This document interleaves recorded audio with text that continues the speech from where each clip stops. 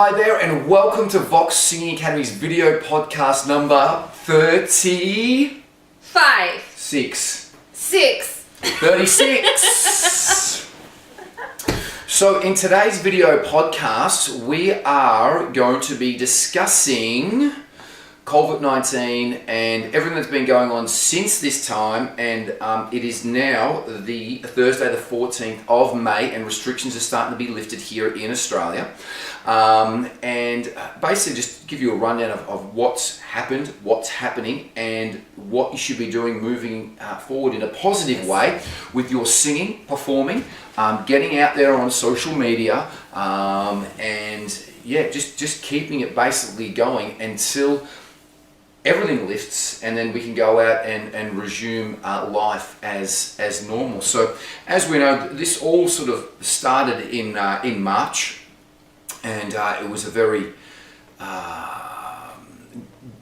different time, I suppose scary time for a lot of people, and it was a lot of changes have happened and are happening still, and we really sort of, the main point with Vox Singing Academy is that we really change things up, and we've got two perspectives of the way we change things up. Myself, I kept on teaching I kept on teaching in-studio singing lessons, and I left it up to the discretion of the students if they wanted to continue to come in to have in-studio singing lessons, because we still were able to do that, because we're education and we were 1.5 meters and our studios were bigger than 9 square meters or whatever they were. So we definitely did cover all of the aspects that we had to do to keep everything safe, airing out, spraying sanitizer, hand sanitizer. Door, you're getting some sanitizer in your hands. Do you want some, Pete? So yes. There we go. We were doing all of this, but Emily comes from a different viewpoint, where Emily, you took all of your lessons online. Yes. Now, with our teachers, I think half of our teachers took them online, and half of our teachers kept on doing in-studio singing lessons. So we had an even split down the middle about what we're doing. And again, I was leaving that up to the discretion of the teacher, if they felt that they wanted to do that. So I think that's sort of been the general consensus with the general population here in Australia. Some people were really being very cautious about it, and some people were saying, okay, look, as long as we're taking the precautions and we're in a safe environment, things kept on going the way that it kept on going. Those lights have gone out again. Oh, what are we going to do? We'll keep on going. So your lessons, Em, since March, I know that you were doing in studio, and then you flipped it all to online. Yes. How have they been going? Because you've come up with a couple of innovations. You're running group classes. You're going to be running mini concerts as well too. And I've seen a lot of your videos. You've been recording a lot of your videos as well too. And they look fantastic. I know that you use headphones. What have been the big innovations for yourself? Well, first of all, just learning different software on which to run. I think right now general consensus is that Zoom is best. However, specifically for singing, Zoom required some tweaking. So we need to make sure that all noise reduction was disabled, because it has a very good noise reduction algorithm. And for example, if you can hear a little buzz right here, right now, that Pete's aquarium. Oxygenator running, a water filter. So Zoom would pick this any consistent sound out and filter it out, which created problem when singing. When we hold a note, Zoom would do this. It would start suppressing a consistent sound. So the compression on it. The noise reduction, and okay. audio adjustment. So just figuring these things out took some time, but now screenshots are sent to everybody and it's very easy to adjust. Yeah. I've also noticed this, Emily. It sounds like the Skype program they use in America is slightly different to the one in Australia. I think the compression in Australia is more. It compresses the sound down and brings the levels down, and it seems like the one in America. I don't know whether they're using a different program or what it is, but that's just my. A lot depends on your whether you're using a built-in microphone. Because, for example, in old laptops, microphones are really bad. Yeah. And I personally use a condenser mic. It's like an entry-level podcasting mic that I've had for like 7 years. You're using a Blue Yeti? Yeah, it's a Blue Yeti USB mic, which is what I like about it. It's quite sensitive.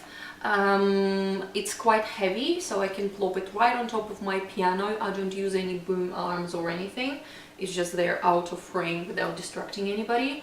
You can adjust pattern, cardioid, so it's picking up the sound from the front or from everywhere, or stereo. So it's quite a good mic. So if you're doing any kind of online learning, I highly recommend pick yourself up a USB condenser mic.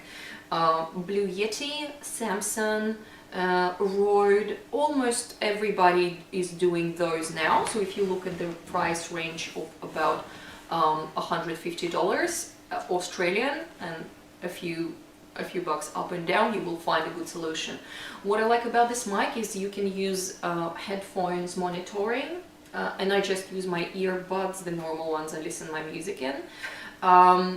This microphone acts as a analog to digital converter, so it basically acts as its own sound card, as its own sound interface. You plug it in, everything works. Headphones plug directly into the mic, and what I like about that is that we don't have sound interruptions, and what a lot of software does, it mutes one of the sides as soon as signal comes in from the other side. So this is why I don't like using external sound.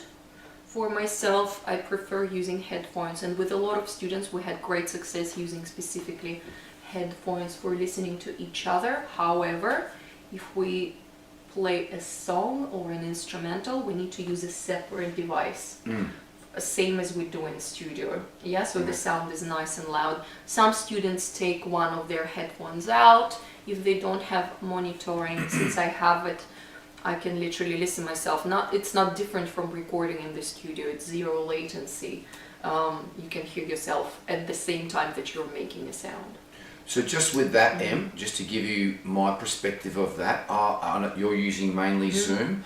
I'm using a combination of the both, depending on where I'm at. I'm finding that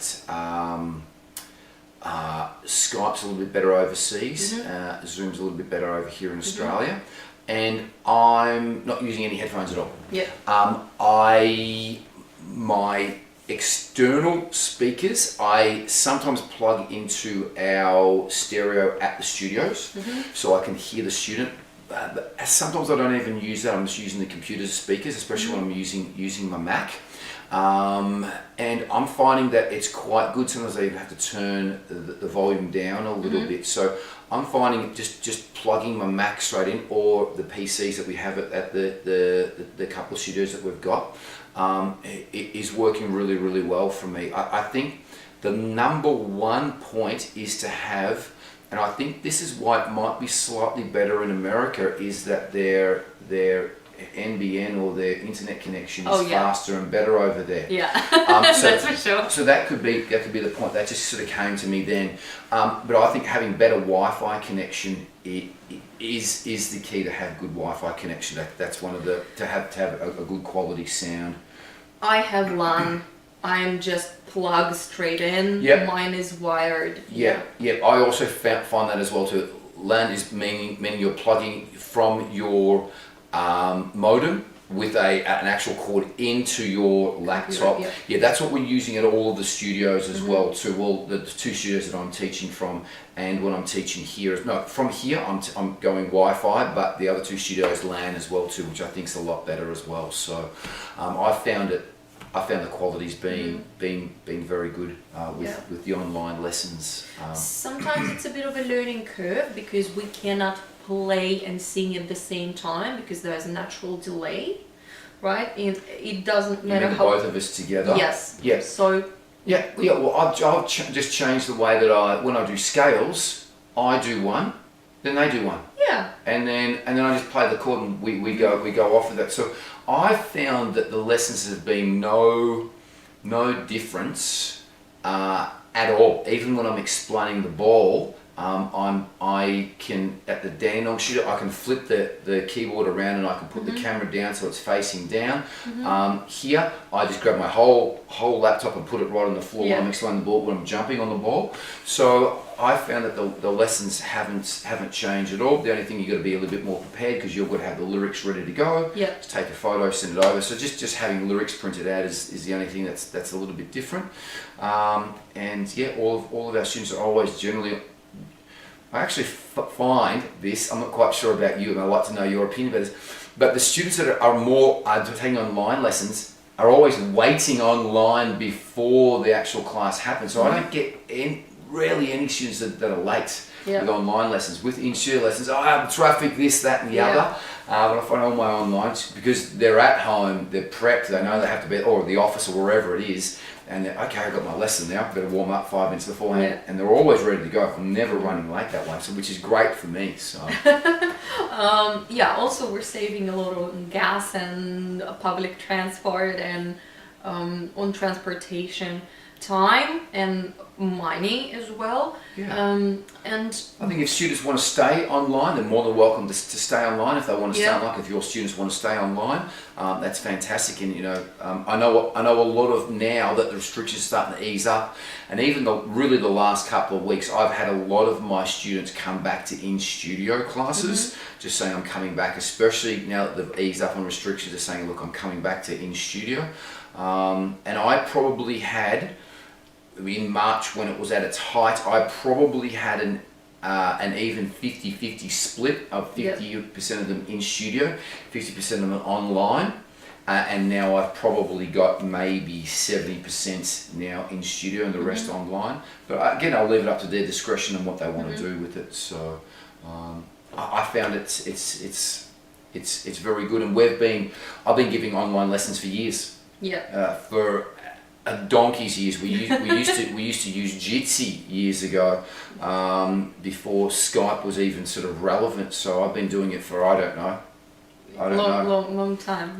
Didn't know, 15 years I think I've been doing it for. So the unexpected bonus that I found of doing the lessons online is that while you are recording the exercise, you can mute the student and they can actually do the exercise with you again while you're recording. Yes. Yeah. So every single second of the lesson is used for singing. Yeah, and a big thing about it is on Zoom and Skype you can record the whole lesson, so the student can go back and access it. If they didn't hear something or understand it, they can go back and refer back to the lesson as well too. They can also download that lesson. They can edit that lesson. They can actually see you do it, so they can do it with them. So you can cut little bits and edit it if you want to do that. So I found that's a huge bonus. A huge bonus for me is I can get closer to the student, so I'm sort of seeing this part of them, this part, so I can see what their breathing's doing, their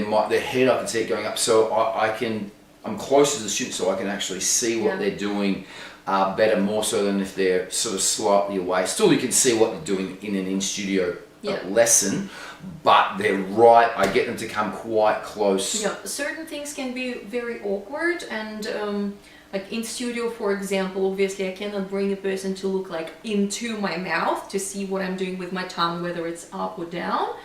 But during online lessons, my camera is it's a standalone camera. I can take it off of my screen, bring it right towards my mouth and show them the shape of my mouth very closely, show them what my tongue is doing. For example, you can just do that to the camera, like I do that a lot. Like I go up into my camera and get right in. it's a bit far away and it's at my eye level. Yeah. So I have a very technical professional setup of like an air filter box and a screen on top of that, and then camera on top of that, and then another screen on the side. Yeah, I've seen what you and Ryan do, and it looks your setups look amazing, and it looks and it sounds great as well. So what you don't see is that I have lesson supervisor. I have assistant teacher who gets paid in cat food. Her name is Behemoth. Behemoth? Yes. After the band? Yeah, as well, yes. Her name is Behemoth. She's my cat. And what sort of cat is she? She likes singing with me. What sort of cat is she? She's just we call it the noble Aussie cat. What sort of breed is she though? No breed, domestic, short she's hair. Like a greyish. Yeah. So this is what she looks like. Is that when she's doing a metal scream? Can you just show that there? I don't know if we can bring it closer. Wow. Yeah. So that's my Behemoth doing. Wow. Yeah, going for a little bit of a black metal, and this is her. Oh, beautiful. Participating.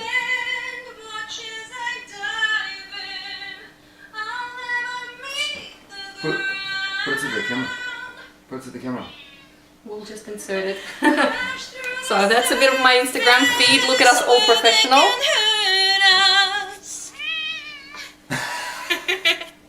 I'm of the deep end, watch as I dive in. Yeah. So I'll never meet. Yeah. So she send that over, and I'm going to insert that. Yeah. So a lot of this, is done with help. My husband, since I teach from home, my husband studies from home right now. He's in uni and he also works as a teacher's assistant. He bought himself construction sound isolating headphones, the ones that tradies wear everywhere, to cancel out my screaming all day. And some of my students, I have to have lessons with them quite late because of time differences as well. Quite a few of them are screamers. So when there is a screaming lesson happening at 9 p.m, my husband just goes for a run.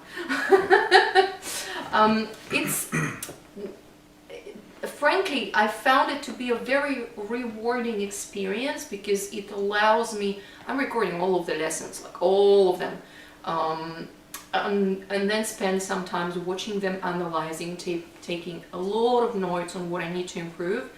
And right now, if we look at my first online lesson and we look at my current online lessons, there is a lot of difference in how they run. I used to right now it's way more seamless for me as well, because very often you have to play the exercise slightly ahead of the student, as you saw on the example with Keely, right? I was playing an arpeggio for her, she was able to hear it, but she was singing it slightly behind because of the natural delay. Yeah. And I had to adjust and analyze her pitch like post-factum, so to be able to give direction. So that's a thing. Also sometimes just spending the time to figure out how to set a student up for a lesson. Look guys, just put your laptop into your wardrobe on the shelf. That's it. Just put it right there. It will be at your eye level. We've got a video, so we're going to put a link into the video how to set up properly for your first initial online singing lesson and all future lessons. So, and we've got a detailed email that goes out to all of our students for their first lesson. So we have really honed that in, and I think that was your idea to do that as well too, and was to send that video and to shoot a video like that. So it was a great innovation to do that. So you do need to be set up properly so you're getting the maximum benefit out of the lesson and head height and good sound. Yeah, because if you're looking at your teacher like this, if you stand just like this in front of the camera, teacher has zero view, even though you can see them, the teacher can't see you. So it's very important to be aware of what your teacher can see as well. It's important to adjust the sound to be comfortable, and a lot of the time for a lot of students it came up, they are shy to sing at home and they prefer going to the studio just because this way they feel like Ah. they don't have to sing in front of friends and family. So it's a good like confidence booster as well. I've had a few because I've had a few new students come in online, and they've actually said that they weren't as intimidated having online lessons with myself than what they would have thought of coming in and seeing me face to face. Because they don't have to come to the studio and sit. That they're at home and they felt more comfortable. So I actually had some people saying the opposite. They felt more comfortable with that as well too. So we've got two different points of view, but you definitely feel comfortable in the room that you're, and this is something that we tell all of our students, they've got to feel comfortable in the room that they are practicing and rehearsing in, like you're going to see Sam Smith in our Singing Teacher Reacts video. We want to be a room that you sound good in, that you're comfortable in, and Sam Smith in that video was looks like in his study or his library. His library for sure, there's books everywhere, so that's what you want to be. You want to definitely be comfortable in. So some people just have a lot of books. It's not necessarily a library. They do, yeah. I don't know why people aren't sourcing all this online, but if people still want to read books, that's fantastic for them. And I just want to spin it around because we're actually talking about the technical aspects of our online lessons. But I just want to spin it around with all the restrictions and things like that. I want to just say, especially with a lot of my guys, I deal with a lot of professionals. They've been really taking this time and using it as a positive thing to write songs and to record new songs and to get on to doing performances on Facebook. One of my students, Brad Marr from a band called Massive, did a Facebook Live a couple of weeks ago. He's done some others, but his first Facebook Live, he had 7,000 to 8,000 people watching. It was like phenomenal, and kudos to him. But everyone else should be doing that. So this is an opportunity that you can just market yourself in another way. Be great if he was getting paid for that. Okay, but I remember just watching that, going, "My God, there's 7,500 people watching this." And we want to turn this into a positive thing. I know that a lot of my guys that were going to record EPs are now recording albums because they've spent this extra time at home writing songs. I've also found that a lot of people's voices have gone to the next level because they've got more time and they're at home. So I've actually found it's been easier for me and better for me because people are spending more time, and also, Emily, I think more focus. Yeah. They're just, okay, yeah, I'm going to do this, I'm going to set this time aside because I've got the time, and I think it's been a great thing, and I've really tried to instill into all of my students, let's use this time, this challenging time, as a positive thing, because this is all going to end. It's all going to return to normal shortly. I think it's changed the whole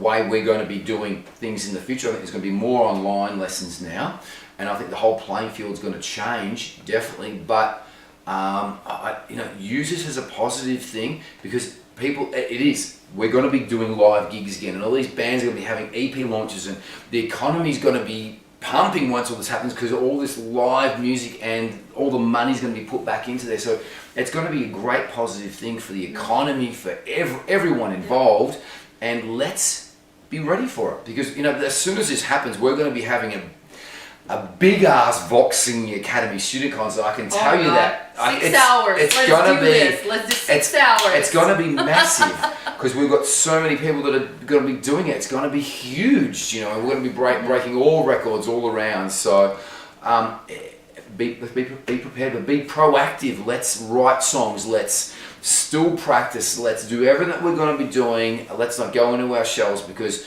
this too will pass, and it's great. I'm really optimistic about what's going to be happening, and the great music, and not just music, art in general, that's going to be released, and sport and everything that's going to be happening once this all happens. I'm super excited, and I've been pumping that into all of our employees. I've been saying, okay guys, let's not sit on our hands. I've completely revamped our marketing and been doing different things, and saying, okay guys, let's just online, let's make sure we're all trained up, we're all doing this. And we had like Ryan, for instance, who's very technology, what do you call that, scared. And he's got his setup and he's doing online lessons, and it was a great thing for him. So you know what, I have quite a few elderly students and senior students. My eldest student online right now is 78 years old. Whoa, that beats mine. Yeah, neurology doctor. He's a uni professor. Unreal. He teaches What's his over name? Zoom Plug him. himself. Jim Howe. He's a fantastic Ian, I singer. want to say hello to Ian, my oldest student as well too. So Ian is, I don't know, he's in his 70s though, so fantastic, and he's doing it online, just killing it online. So another big plug for Jim Sheehan, another older student who's the big Beatles fan. Who's your youngest student? My youngest student right now. We're not online now. We're on hold. 4-year-old twins. Right. Yeah. But online, the youngest one right now is 8, which is, I find a lot of children actually teach parents about technology right now. Yeah. I've got Maria. I just want to put a plug out for Maria. Maria is, I think she's 7 or 8 as well too. So that's the range that I'm going from late 70s. And they're online as well too. So, and they have been in studio. Both of these students were in studio as well too, and everything in between. So you can actually check out some of I've already loaded up some of my lessons with Maria online. Super fun. All my lessons are super fun. Have a lot of fun. Have a lot of fun with Ian Noble as well too. Ian actually killed the Door song "Love Her Madly," so did very, very well. Anyway. Enough of my accomplishments. I just wanted to say that there is a lot of pressure right now to be productive, and I understand where you're coming from, and I'm kind of like Not that pressure, as well. but a lot of people are bored, so just make the most of the downtime. I feel like it's a lot of it is about mindset and what kind of person you are, and whether allowing your personality to limit yourself or use this time to develop it. There are like 2 different things, right? Exactly. So if you are under pressure from social media to learn 5 languages, to learn to play 10 instruments, to record 15 albums, you don't have to do that. Just do one thing. Just pick one thing, maybe a couple, and do that. There's nothing wrong in sitting down on your bum once in a while and watching Netflix, but just make sure you're not doing it day in and day out. Make sure you're not playing online games day in and day out. Make sure that you're still going out, seeing the sunlight and the nature. It's very, very important for how our brains function. Exactly. Exercise, get out there, get out in the sun. You're allowed to exercise. There's never been restrictions on exercise. Get out there, do that. Eat well, stay positive. And take online lessons or learn something. There's so much. Just go on to YouTube. Because once all of this is over, you know what's going to happen to people who didn't do anything. You're going to be behind the 8 ball. It's going to be regret. I know for sure there's going to be so much regret. Yeah. And some of my students, most of them are like accomplishers, but some percentage of people, I don't know, mental conditions and mental health. A lot of people are struggling right now. If you don't have a lot of family and friends support, and you don't have any job, and like things are difficult for some people now. Guys, if you're by yourself as well too, please always reach out. There's Beyond Blue as well there, so go to your helplines, but try to get out. Just get out and go for a walk and be social. So it is. I hear where you're coming from. People that live by themselves. It can be a difficult situation, but we're starting to lift these things. You can entertain 10 people at your home now. So get out there and go and do it.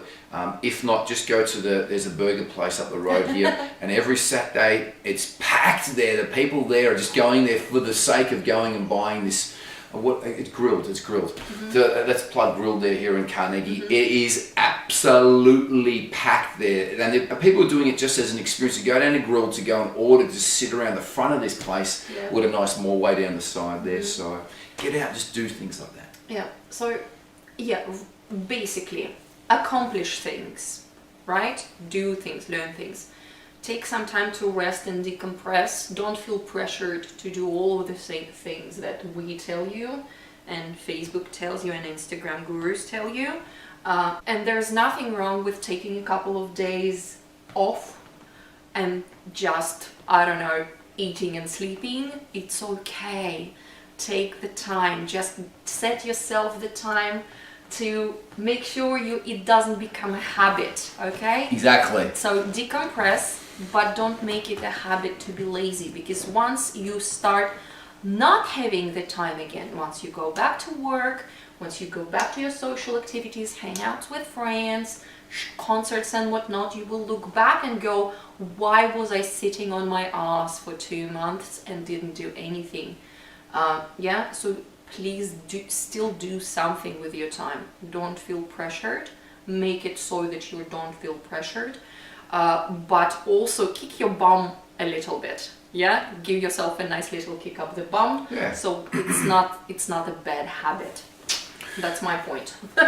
Yes. So just basically to wrap things up, just really keep it positive, because we're all going to get through this, and this too will pass, and and just also looking forward. Be prepared for when that's happening. Be prepared for our student concerts. Be prepared to release your EP.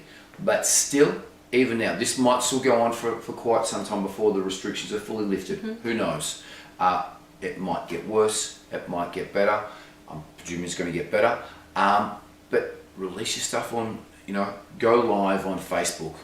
Release your clips on YouTube.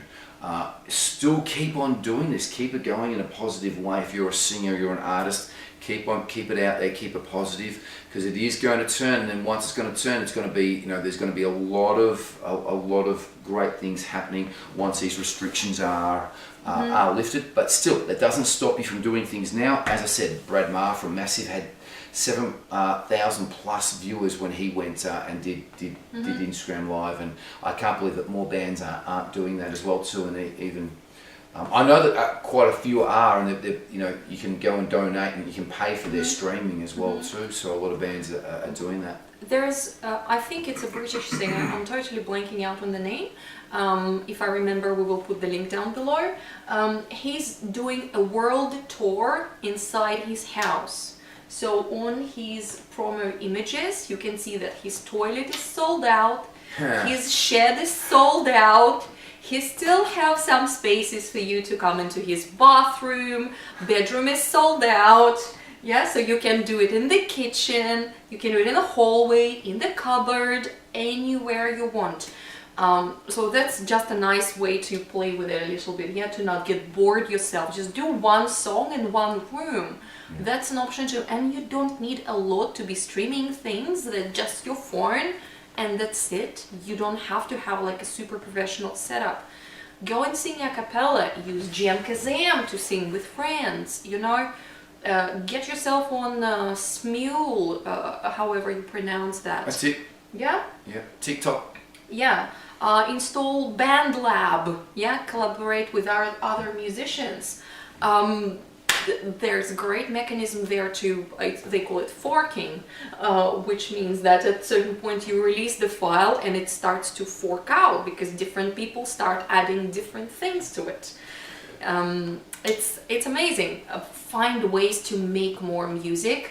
And if you have any questions, any recommendations about software, what to use for it, or just need a virtual hug, please leave a comment. We're here for you.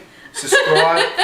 But also, again, just taking it back from that point of view, if you're an absolute beginner, this is the perfect time to take up singing lessons. So you can do online lessons anytime with Emily here, any day of the week. Emily and Behemoth, 2 for the price of 1. Yes. With myself, just 3 days a week. But this is the perfect time for a beginner to go and do this as well too. You can take them online, still in studio here if you're in Melbourne as well too. We have the Ultimate Online Singing Course. If you're a little bit scared or you just want to dip your foot into that, we have short courses starting at $7.95 and beginner full entry-level courses, beginner full courses at $14.95, short courses at $7.95. This is a great time if you're bored, you want to take up singing. This is the perfect time to start as well too. So it's great for beginners and really easy to go and do that. Sing some songs, do some scales, get your phone, record yourself, critique yourself. It's pretty simple, and you can say, oh yeah, I was a bit flat there, or I need to improve this, and then you might want to bounce that off your teacher or email us or whatever it might be. But it's, again, perfect time for beginners to go and do things. Don't feel that you're stuck at home. Keep it real, keep it going, enjoy your singing. And I think that's pretty much it. Em, do you want to wrap up with anything else? No, I'm done. Stay positive, guys. Stay healthy. And keep on learning, keep on developing. Be good to each other. And if you need singing lessons, you know anyone that needs singing lessons, please let them know about Vox Singing Academy, established in 1993, giving the highest quality singing tuition that we possibly can, always striving for innovations like Emily has with her online lessons, giving group classes, and going to have a mini student concert. Look out for that shortly. Thanks for tuning in, guys, and yeah, please, if you like this, subscribe. If you have any questions, put them in the comments below, and we'll get to as many of them as we possibly can. Be good to each other, stay safe, and we'll see you on the next episode. Bye for now. Talk soon.